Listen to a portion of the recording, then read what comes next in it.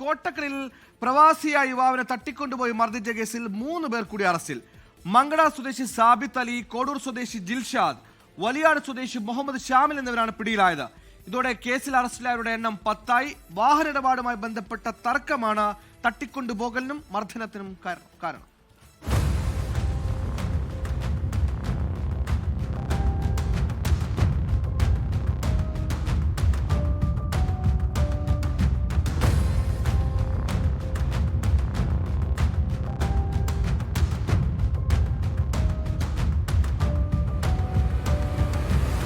കഴിഞ്ഞ മാസം 7-ാം തീയതിയാണ് സംഭവം.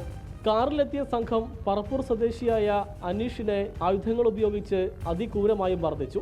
പിന്നാലെ വാഹനം യുവാവിൻ്റെ ശരീരത്തിലൂടെ കയറ്റിയിറക്കി. സംഭവത്തിൻ്റെ CCTV ദൃശ്യവും പുറത്തു വന്നിരുന്നു. സഹോദരൻ്റെ വാഹനവുമായി ബന്ധപ്പെട്ട തർക്കത്തിൽ ഇടപെട്ടതിനായിരുന്നു അതിക്രൂര മർദ്ദനം. കേസിൽ 3 പേരാണ് ഇപ്പോൾ അറസ്റ്റിലായത്. മങ്കട സ്വദേശി സാബിത്ത് അലി, കോഡൂർ സ്വദേശി ജിൽഷാദ്, വലിയാട് സ്വദേശി മുഹമ്മദ് ഷാമിൽ എന്നിവരാണ് അറസ്റ്റിലായത്. കേസിൽ നേരത്തെ 7 പേർ കോട്ടക്കൽ പോലീസിന്റെ പിടിയിലായിരുന്നു. പ്രതികൾ അക്രമത്തിന് ഉപയോഗിച്ച ആയുധങ്ങളും വാഹനവും പോലീസ് കസ്റ്റഡിയിൽ എടുത്തിരുന്നു. സംഭവത്തിൽ ഇനി ആർക്കെങ്കിലും പങ്കുണ്ടോയെന്ന് പോലീസ് വിശദമായി തന്നെ പരിശോധിക്കുന്നുണ്ട്. 24 തിരൂർ. ലോകത്തെവിടെയായാലും ഏത് സമയത്തും 24 വാർത്തകളും ഓഗ്മെന്റഡ് റിയാലിറ്റി പാക്കേജുകളും എക്സ്പ്ലെയിനറുകളും വിശദമായി കാണാൻ ഞങ്ങളുടെ യൂട്യൂബ് ചാനൽ നിങ്ങൾക്ക് സബ്സ്ക്രൈബ് ചെയ്യാം.